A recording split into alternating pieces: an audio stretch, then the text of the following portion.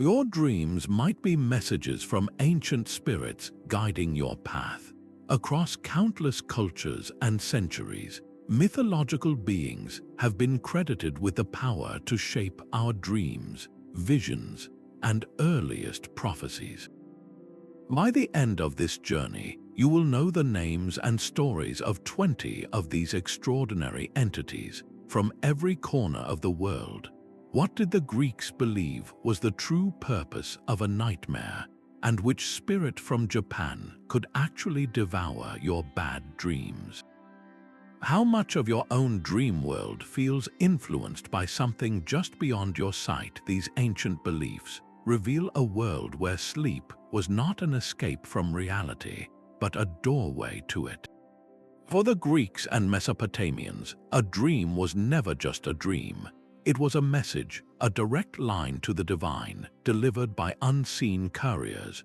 Priests and seers acted as interpreters, studying these nocturnal visions for clues about the future, for warnings about health or conflict, and for guidance from the gods. They did not see the subconscious as a private space, but as a shared frontier where spirits walked. To invite a prophetic vision, people would undergo elaborate rituals. They might sleep in a sacred temple, drink a special herbal brew, or offer prayers to a specific deity of the night. This was not mere superstition. It was a sophisticated system for navigating life's great uncertainties. By seeking out these dream spirits, our ancestors were trying to answer the same questions we ask today. What does the future hold, and how can we prepare? Their methods were different, but the longing for connection, for a sign from beyond, feels deeply familiar. This shared human quest to find meaning in the dark gives us the first key to understanding the powerful entities believed to rule the dream world. These dream spirits were far more than just characters in old stories. They became powerful symbols, reflecting the deepest hopes and fears of the cultures that created them. Each entity, whether a gentle guide or a terrifying presence, offered a way to understand the profound mysteries of existence, from life and destiny to what lies beyond. They personified the fragile line between our waking world and the vast, unknown territory of the unconscious mind. Think of them as guardians of a hidden library, holding knowledge we cannot access while we are awake. Their very nature as beings of the night made them perfect symbols for all that is uncertain and unseen. This symbolism is vividly clear in ancient art and oral tales. A spirit depicted with a serene face and a lantern was often a messenger of truth, a bringer of clarity. Another, shown with shadowy claws and piercing eyes, represented the chilling fear of what the darkness might hold. These were not random monster designs.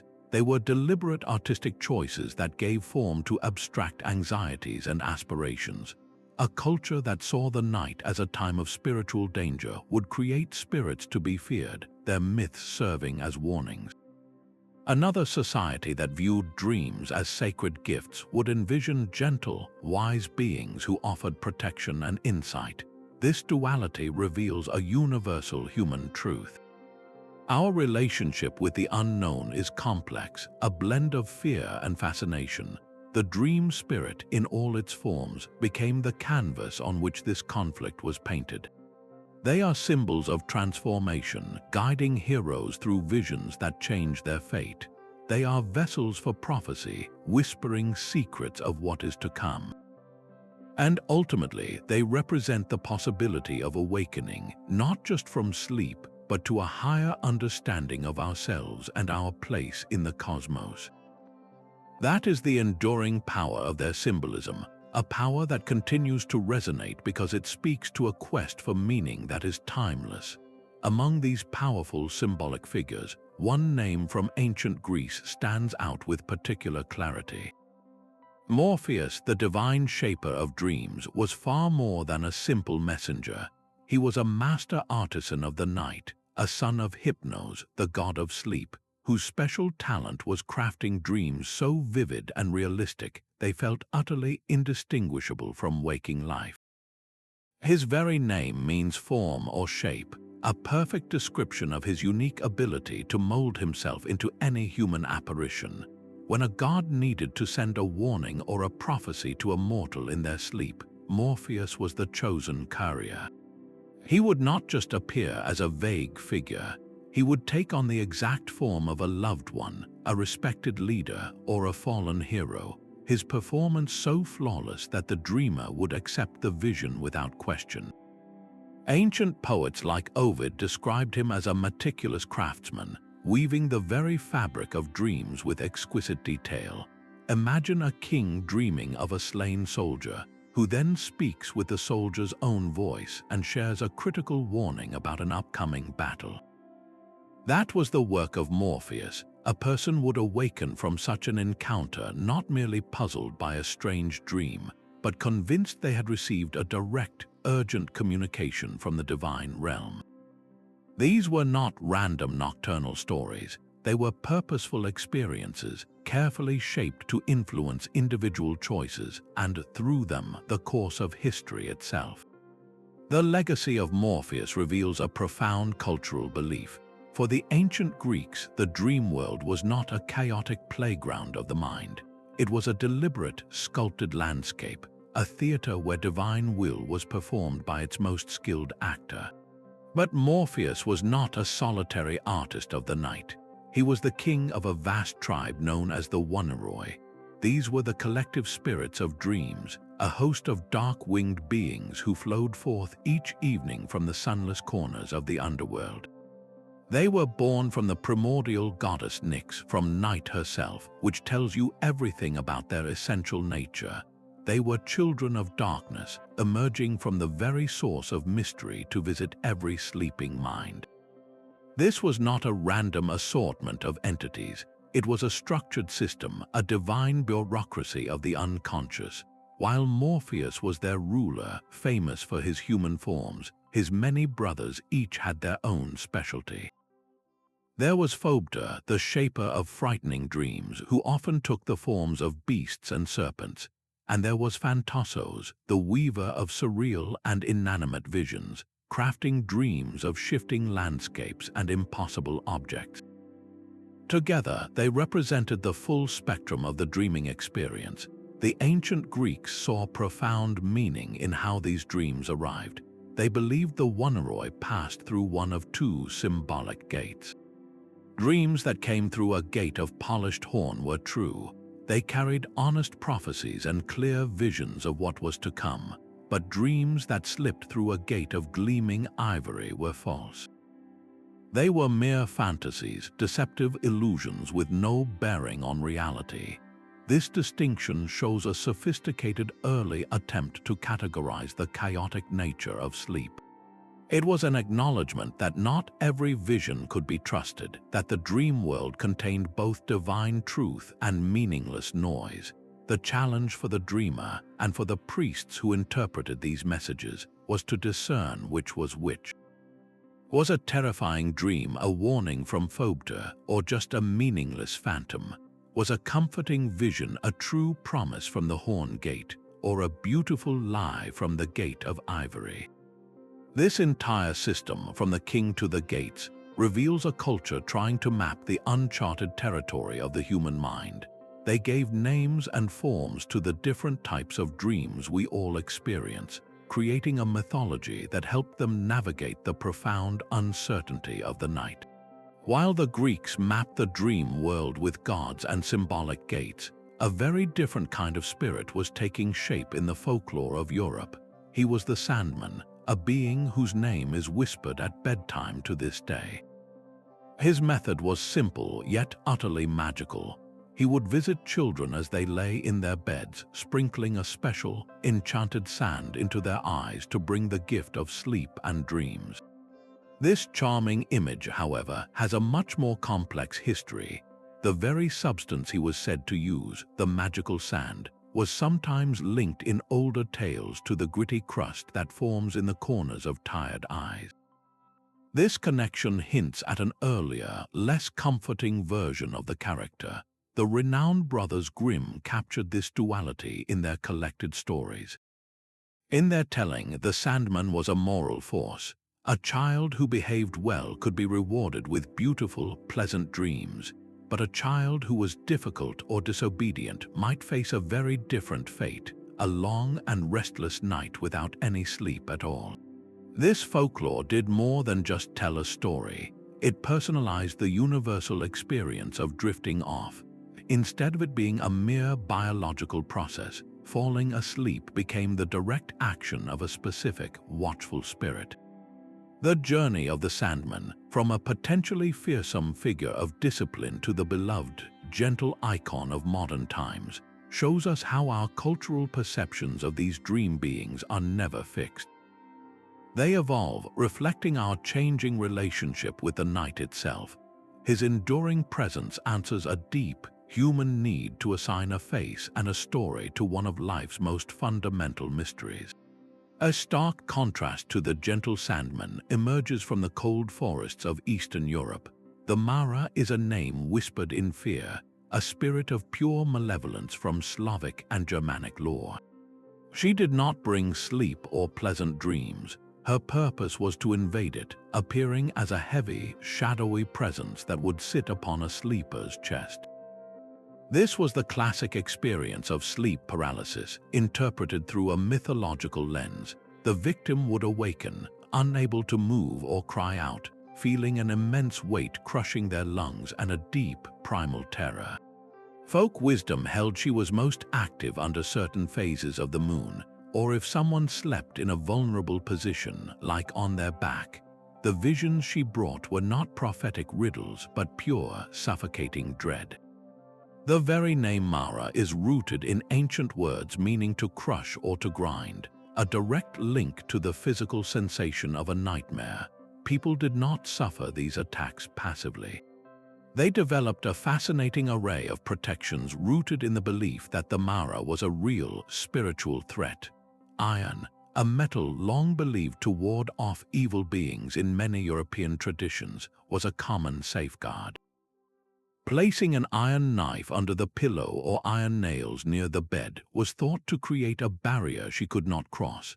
Protective prayers recited before sleep were another vital defense, a way to sanctify the space of rest. An encounter with the Mara was rarely seen as a random event. It was interpreted as a serious warning, a sign of spiritual vulnerability that needed to be addressed. Perhaps the person had neglected their ancestral rites or was living in a state of unresolved moral conflict.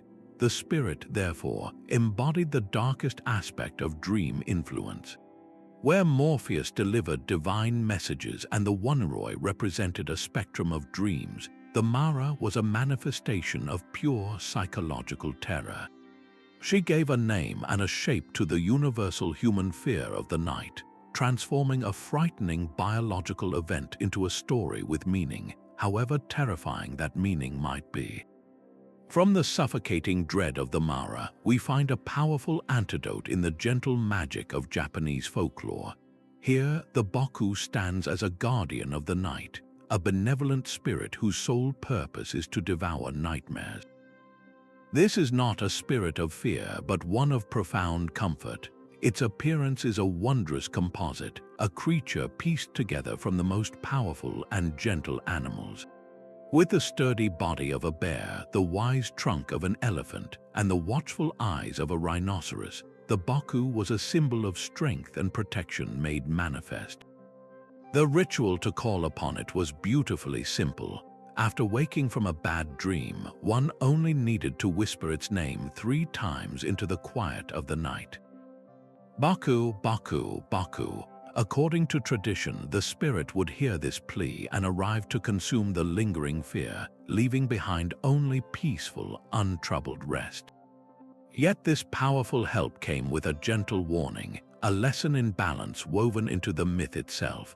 The stories caution that if you called upon the Baku too often, out of mere convenience rather than true need, it might grow hungry and consume your good dreams as well. This was not a punishment, but a reminder of the importance of moderation. It taught that even benevolent spiritual intervention should be sought with respect and restraint. This makes the Baku a fascinating example of active dream management. Instead of just interpreting a nightmare or fearing its return, a person could take direct spiritual action to counteract its effects. The belief gave individuals a sense of agency over the darker corners of their own minds. This remarkable spirit has never faded from the cultural imagination. For centuries, images of the Baku have appeared in intricate woodblock prints, and in modern times, it has found a new home in the vibrant world of anime and manga. Its continued presence reveals a timeless human desire for solutions to our most common struggles. The Baku endures because it offers a simple, hopeful answer to a universal question. What do you do when a bad dream leaves you shaken? You call for a protector, a dream eater, a friend in the dark. Its story is a testament to the enduring power of mythology to provide comfort and meaning across the generations. Medieval Europe gave a name to a very different kind of nocturnal terror, one that blurred the sacred and the profane. The Incubus and Succubus were spirits believed to visit sleepers with a deeply unsettling purpose.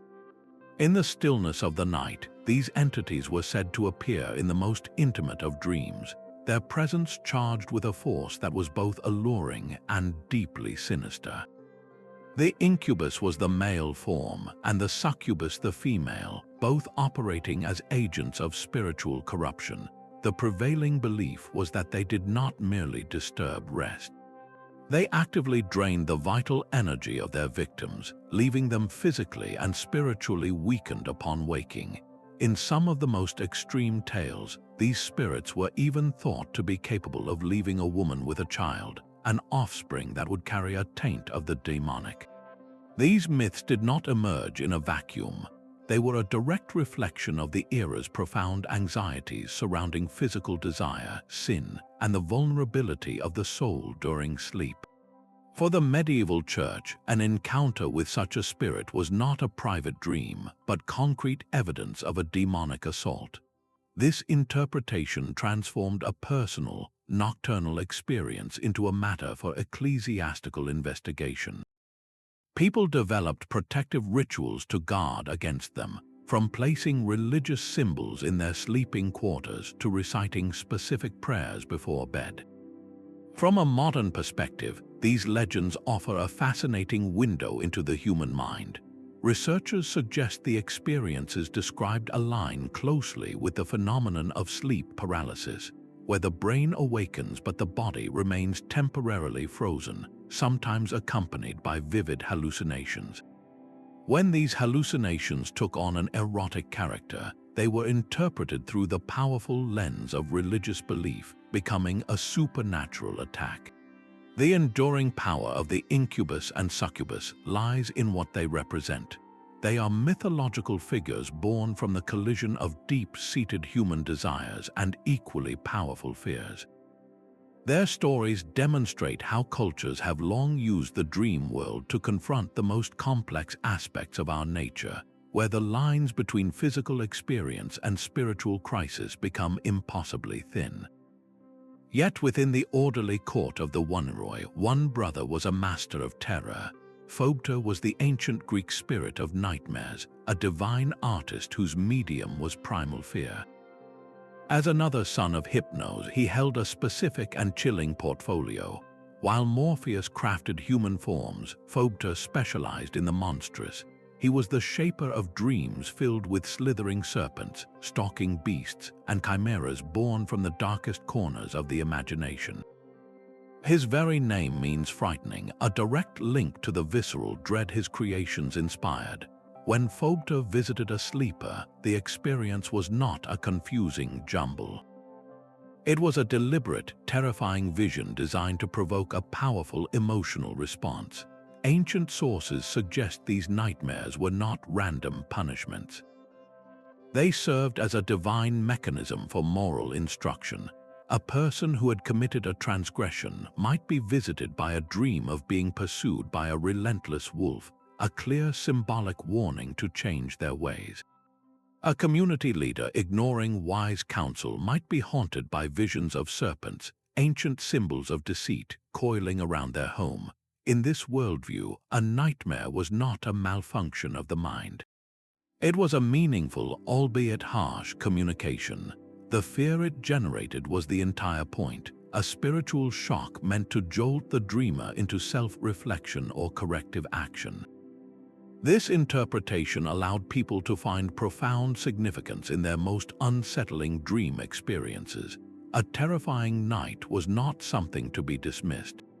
It was a message to be decoded, a divine nudge urging a change in behavior or perspective. Phobetor's mythology reveals a culture that refused to see any part of the human experience as meaningless. Even the shadowy realm of fear and anxiety was a place where the gods were actively speaking, using the language of monsters to guide the human heart.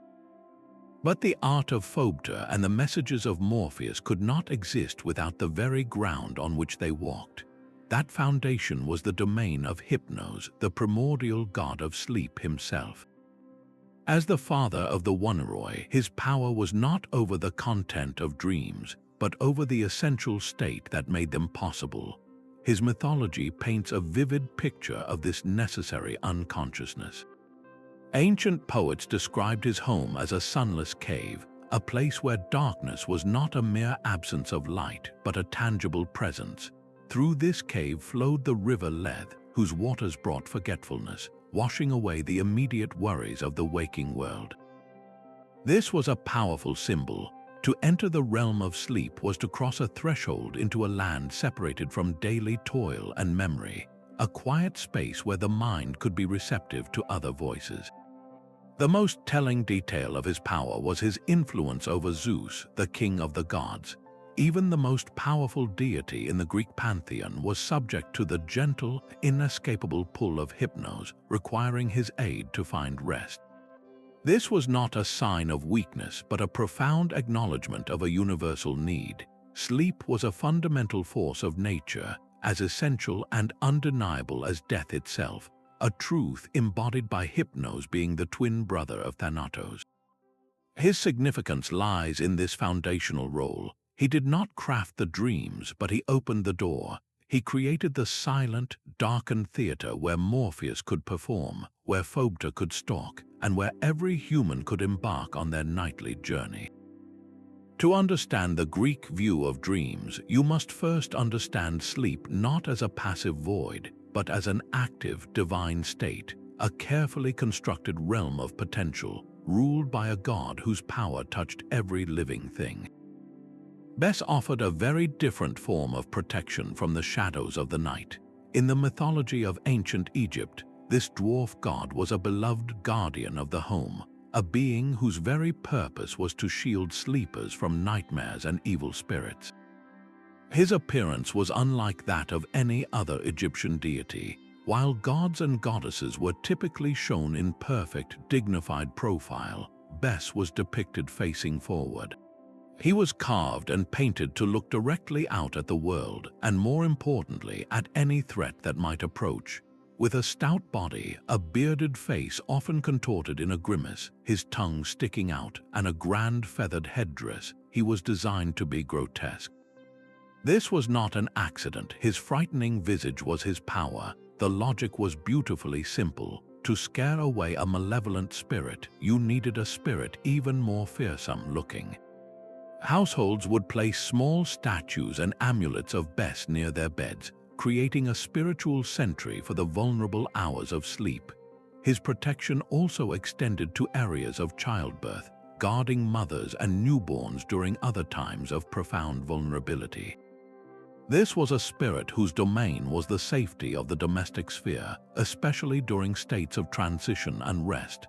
His widespread popularity in everyday Egyptian life reveals a deeply held belief. A good night's sleep was not just a physical necessity, it was a spiritual imperative essential for overall well-being. A dream disturbed by a dark spirit could lead to illness or misfortune, so the presence of Bes was as practical as it was pious. He represents a universal human solution to the fear of the night. Instead of trying to interpret or consume bad dreams, you could post a guardian at the door, a divine watchman whose fierce face was the last thing any nightmare would want to see. The world of Aboriginal Australian spirituality offers a perspective on dreams that is entirely unique, rooted not in visiting spirits but in returning to the very source of creation itself. This is the Dreamtime, a sacred era that is not locked in the distant past, but a living dimension where ancestral beings shaped the world and continue to resonate through every rock, river, and dream. These ancestors are not external gods who send messages. They are the enduring creative force of the land itself, and through dreams, a person can walk directly in that timeless realm. When an individual sleeps, they are not being visited. They are journeying to a deeper layer of reality where the ancestral presence is always active and accessible. The guidance received is not a coded riddle from a distant deity. It might be a vision that reveals the location of a healing plant, a story that becomes the pattern for a new painting, or a songline that maps a spiritual connection to the land. The dream narrative is a direct experience of this ongoing creation, a personal encounter with the mythological consciousness that weaves the world together. This view fundamentally transforms the relationship between the dreamer and the dream. There is no gate of horn or ivory to decipher, no spirit to fear or petition. Instead, the dream is a sacred opportunity for participation. It blurs the lines we so often take for granted between the past and the present, the individual and the collective, the physical world and the spiritual world. In this understanding, a dream is a moment of awakening to a truth that has always been there, a timeless encounter with the creative forces that sustain all existence. It is a reminder that the stories of the land are still being told if we know how to listen in our sleep. As the long nights of winter deepened, the Celts believed a different kind of dream weaver walked the land. The Cailleach, the divine hag of winter, was far more than a simple weather spirit. She was a primordial force of nature, a creator deity who shaped the mountains and valleys with her own hands, and her influence extended directly into the dreams of those who slept through the coldest, darkest months. Her presence in the dream world was not one of gentle comfort, but of stark and necessary truth. She brought visions tied to the raw cycles of existence. A community might receive a collective dream of a harsh, prolonged winter, a warning to ration supplies and strengthen their shelters. A farmer might dream of a specific field lying fallow under deep snow, a sign to shift his plans for the coming spring planting. These were not mere fantasies. They were understood as vital survival information delivered by the very spirit who controlled the weather itself. The Cailleach personified the harsh wisdom of the season. Her dream messages often carried themes of endurance, reminding people of the resilience required to survive hardship. They spoke of transformation, mirroring the land's own death and rebirth, and the deep, quiet knowledge that can only be gained by facing the dark. This spiritual connection between the harsh environment and the dreaming mind reveals a profound ecological awareness. The Celts did not see themselves as separate from the natural world. They were part of its rhythm, and the long nights of winter were not an empty void, but a sacred time for inner vision, a time when the Cailleach could impart her ancient, untamed wisdom. Her mythology shows us a dream spirit who was not a messenger from the gods, but the voice of the living earth itself, whispering its secrets of balance, endurance, and the slow, turning wheel of the year. The ancient Egyptians envisioned a part of the human soul that was meant to wander. This was the Ba, a spiritual aspect so vital it was shown as a bird with a human head, able to fly free from the body during the deepest states of sleep. While the body rested, the Ba was thought to embark on incredible journeys, traveling to celestial realms and sacred spaces far beyond the physical world. It was not an external spirit delivering a message, but a core piece of the individual's own being, acting as a personal scout into the divine. Upon returning to the body at dawn, the Ba would bring back the knowledge it had gathered, translating its experiences into the visions and feelings we understand as dreams. This process transformed the dreamer from a passive recipient into an active explorer of the metaphysical landscape. A priest might awaken with a new understanding of a ritual, not because a god had spoken to him, but because his own Ba had witnessed the ceremony performed in a heavenly temple. A farmer might dream of the Nile's flood patterns, an insight gained as her soul traveled alongside the river's spiritual counterpart. This belief placed the potential for prophecy and divine communication squarely within the individual. The power was not out there waiting for a spirit to visit. It was an innate ability of the soul itself, a birthright of every person. The Ba's journey reveals a profound cultural insight. The Egyptians saw the dream world not as a separate reality, but as a natural destination for a component of our own spiritual anatomy, suggesting that every night we have the capacity to touch the divine with a part of ourselves that is always connected to it. Deep within the old-growth forests of Finland, the very trees themselves were believed to whisper secrets to those who slept beneath their boughs. This was the domain of Tapio, a spirit who was not merely a resident of the woods, but its living, conscious heart. For hunters and foragers whose survival was woven into the landscape, a dream was not a break from reality, but a direct line to its most vital information. Tapio was seen as a benevolent teacher, a guide who used the language of dreams to communicate. A hunter, after making a respectful offering, might lie down to rest and be gifted with a vivid vision of a deer's path through a snowy thicket. A gatherer might dream of a specific, sun-dappled clearing where medicinal mushrooms had recently sprouted. These were not random images. They were precise, actionable insights delivered by the spirit who knew every root and every creature under his care.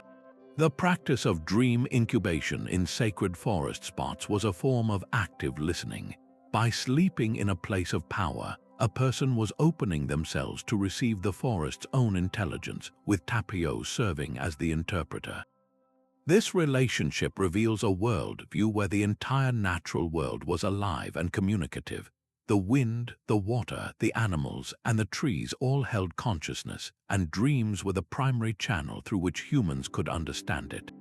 Tapio's mythology stands in beautiful contrast to spirits of prophecy concerned with royal fates or cosmic wars. His guidance was grounded, immediate, and essential. It reminds us that for countless generations, the most important dreams were not about deciphering the distant future, but about navigating the challenges of tomorrow with a little help from the conscious, caring world around us. Across the diverse landscapes of Native American traditions, the dream world was a living classroom, and its teachers took many forms. From the Lakota to the Ojibwe, countless tribes held a shared belief in specific spirits who communicated through dreams and visions. These were not random nightly visitors, but intentional guides who appeared when an individual was most spiritually open. They might manifest as a protective bear, a swift eagle, or a wise ancestor, each form carrying a unique message tailored to the dreamer's life path. The knowledge they imparted was profoundly practical, offering personal revelations about one's role in the community, insights into healing practices, or guidance for resolving a collective hardship. This was a spiritual ecosystem built on relationship, where dreams were a vital form of dialogue with the unseen world. To invite this profound conversation, many cultures practiced the vision quest. This was not a passive waiting for a dream to happen. It was an active, deliberate pursuit of spiritual encounter. An individual, often at a pivotal point in their life, would journey to a remote place of power. Through solitude, fasting, and deep prayer, they would strip away the distractions of daily life, creating a sacred emptiness within themselves. This state of heightened vulnerability and focused intention was the invitation. It was a way of saying, "I am ready to listen." The dreams and visions that came in this sacred state were considered a higher form of communication. They were not the symbolic puzzles of a normal night's sleep, but direct, clear transmissions that could reveal a person's true name, their life purpose, or a crucial solution for their people's survival. This practice underscores a fundamental principle found across these traditions, the concept of reciprocity. Engaging with a dream spirit was not a one-sided demand for answers. It was a respectful exchange. Offerings of tobacco, careful prayers, and sincere gratitude were essential parts of the process, acknowledging the spirit's wisdom and honoring its role as a teacher. The diversity of these dream spirits is a testament to the rich tapestry of indigenous belief systems. A spirit revered by a plains tribe for granting success in the hunt might be entirely different from a forest-dwelling nation spirit who taught the uses of medicinal plants. Yet, despite this beautiful diversity, a common thread runs through them all. These traditions emphasize that the most meaningful dream encounters are not something that simply happen to you. They are connections to be cultivated, relationships built on reverence, patience, and a heartfelt willingness to learn from the voices that speak in the quiet of the night. Sometimes the most profound dreams are not of the future but of the past. In Chinese mythology, the boundary between lives is watched over by a quiet guardian, Meng. She is the goddess of forgetfulness, a figure of gentle finality who serves a single, vital purpose to every soul preparing for reincarnation. On the banks of the mythical river of forgetfulness, she offers each passing spirit a bowl of her special tea, the 5-flavored tea of oblivion. With one sip, all memories of their previous life, all joys and sorrows are washed away, ensuring a clean slate for the journey ahead. Yet her influence is not confined to the afterlife. It reaches subtly into the world of dreams, where the barriers between incarnations are sometimes at their thinnest. Have you ever had a dream so vivid and detailed, yet completely disconnected from your own life? A dream of a city you have never visited, but whose streets feel hauntingly familiar, or a dream of a face you do not recognize, yet one that stirs a deep and inexplicable emotion within you. According to this ancient belief, such dreams might be fragments, small pieces of memory that somehow slipped past the tea's complete erasure. These are not prophecies but echoes. They are moments where the soul, in its most relaxed state, accidentally brushes against the archives of its own long history. The mythology suggests that Meng Po's work, while thorough, is not always absolute. Certain powerful emotional imprints or unresolved lessons from a past existence might resist being fully forgotten. They linger in the deepest layers of consciousness, only to surface in the symbolic language of our sleep. This offers a profound perspective on the origins of our dream content. It proposes that some of our most puzzling nocturnal experiences are not random at all, but are connected to a larger, transpersonal story, a narrative of the soul that spans across many lifetimes. Meng Po's quiet presence reminds us that the mind we access in our waking hours is merely the surface of a much deeper ocean, and that our dreams can sometimes be a window into its vast, hidden depths. The Morrigan's prophecies were not gentle whispers, but stark visions cast in the language of symbols. A warrior might dream of a great oak tree shattering in a storm, a clear omen of his chieftain's impending fall.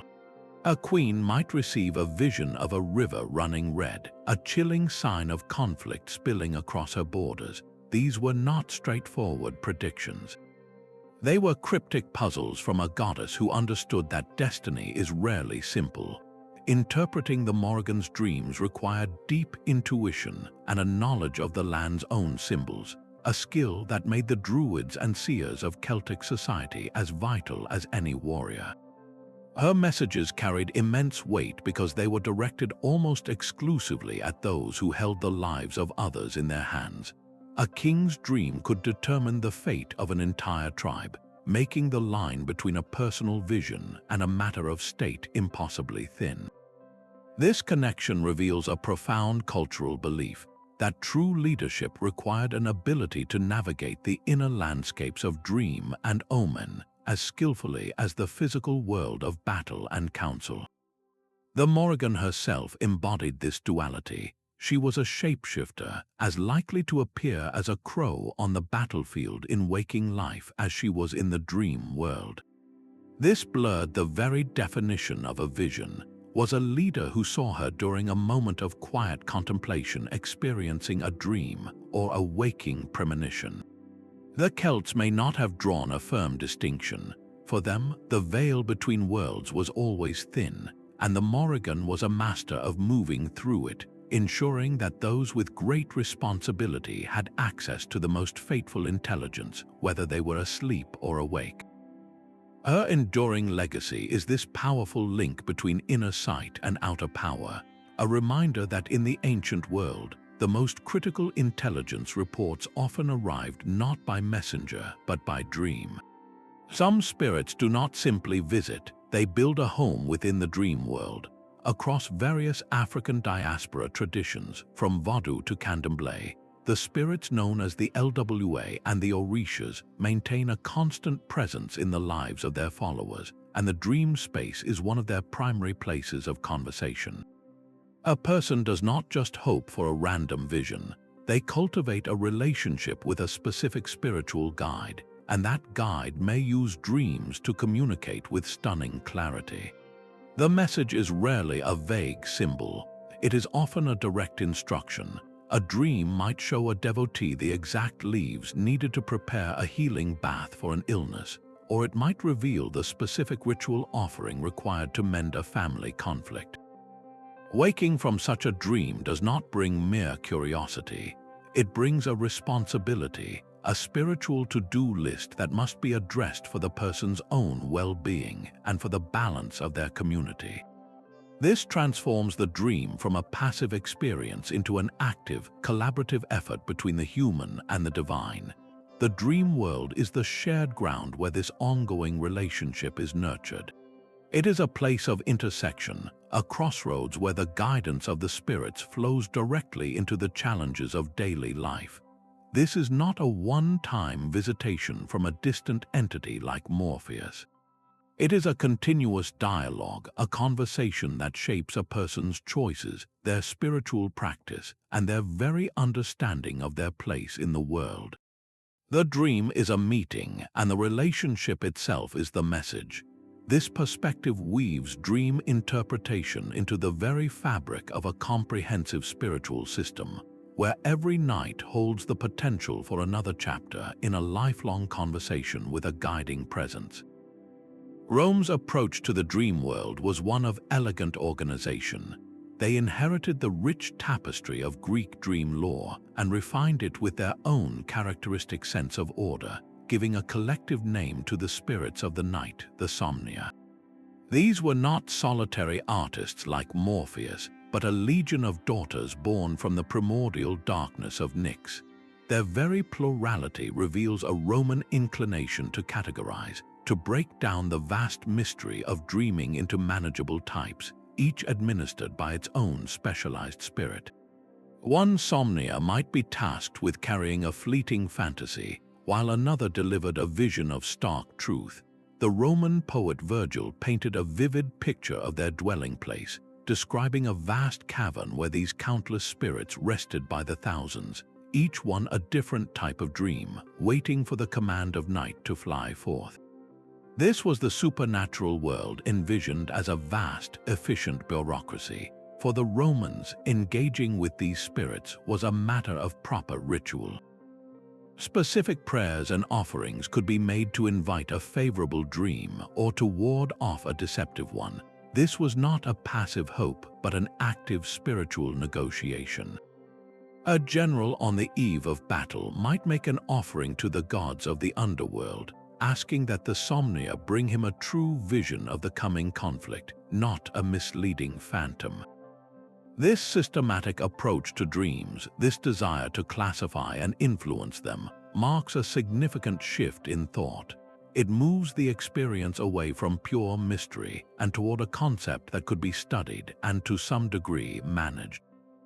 The legacy of the Somnia is this very framework, a mythological model that sought to bring the chaos of the night under a form of spiritual administration, a system that would subtly influence how the Western world would later try to understand the purpose and origin of every dream we have.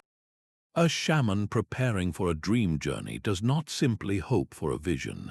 They enter into a profound partnership with a spiritual ally, a guide known as a helping spirit. Across the vast cultures of Siberia, the Americas, and Asia, these entities are the cornerstone of a specialized dream technology. They most often appear as power animals, a protective bear or a keen-eyed eagle, or as wise ancestral figures who know the hidden pathways between worlds. When the shaman sleeps, it is not for passive rest.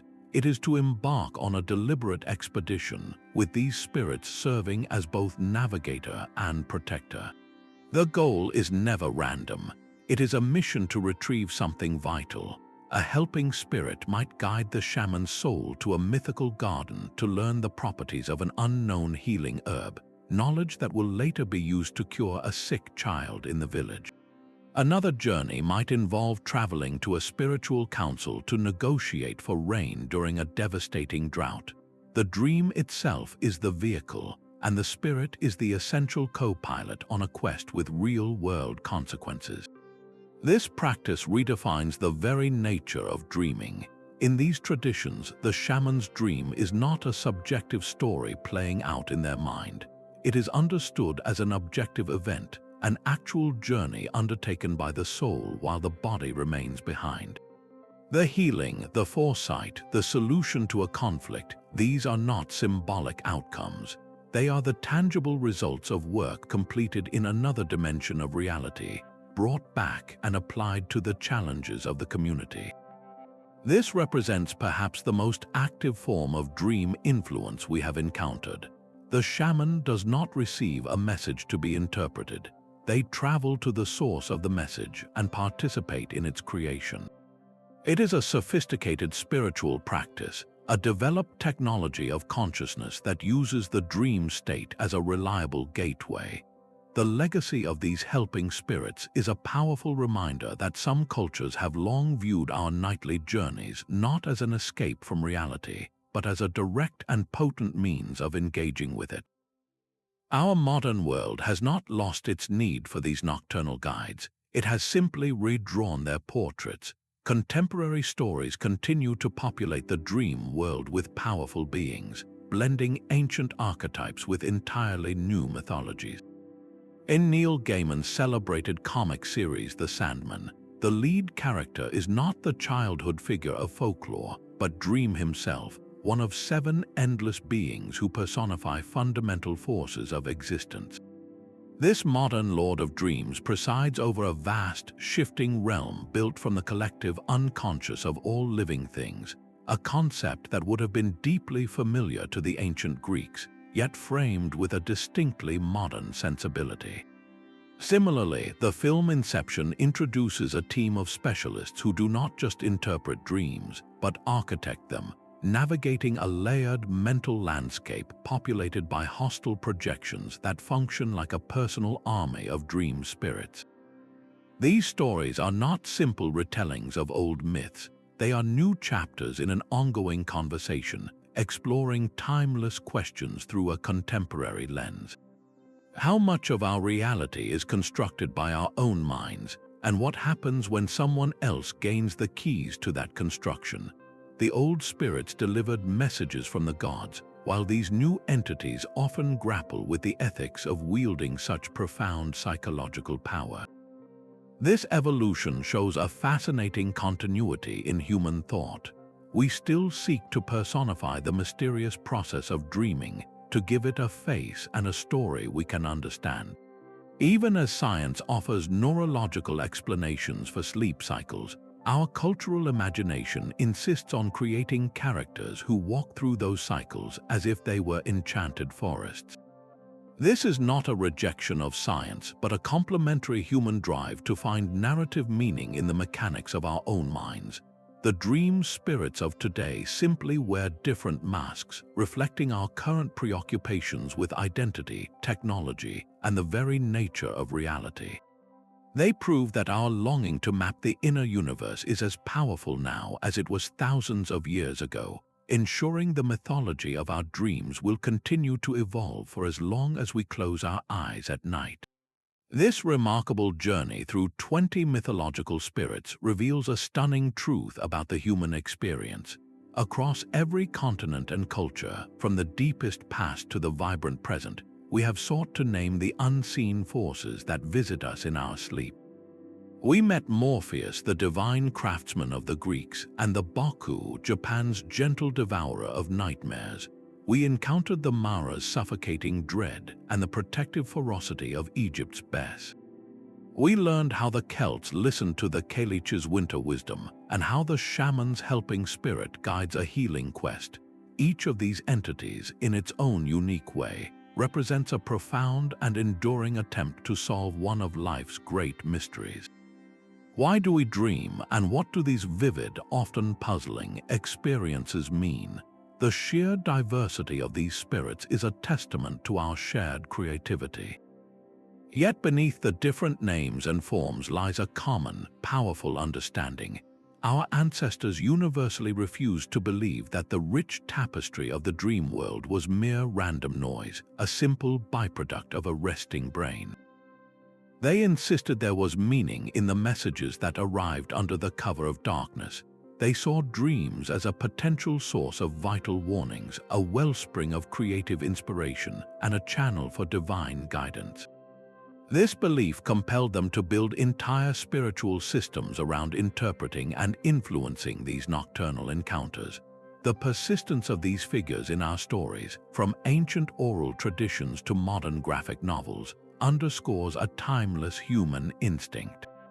We recognize that our dream experiences contain a significance that transcends our waking logic. These mythological traditions extend a quiet invitation to us today. They ask us to approach our own dreams not as chaotic curiosities to be forgotten by morning, but as experiences worthy of our attention. They encourage us to view our nightly journeys with a little more curiosity and a great deal more respect. Perhaps a troubling dream is not just anxiety, but an inner signal asking for resolution. Perhaps a flight of fantastic inspiration is a spark from a deeper well of creativity. In our fast-paced, hyper-rational world, the ancient spirits remind us to pause and listen. They suggest that wisdom does not always shout in the light of day.